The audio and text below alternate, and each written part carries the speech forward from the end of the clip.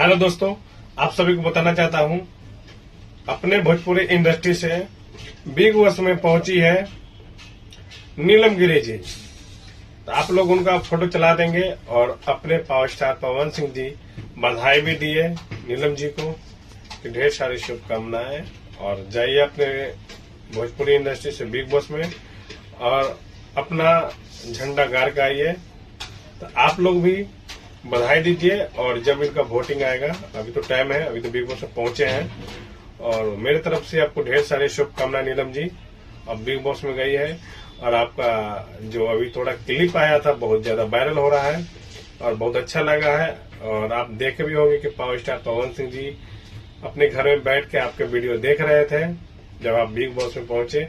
और पहला जो क्लिप होता है ना एंट्री का सलमान खान भैया का, तो पवन भैया का ही पहला जो होता है ना क्लिप वीडियो, वो पवन भैया का ही चला था वहां पे एंट्री के टाइम में सलमान भाई का। मतलब आप लोग समझ सकते हैं कि पवन भैया का पावर, ठीक है, आप लोग देख रहे होंगे, ठीक है।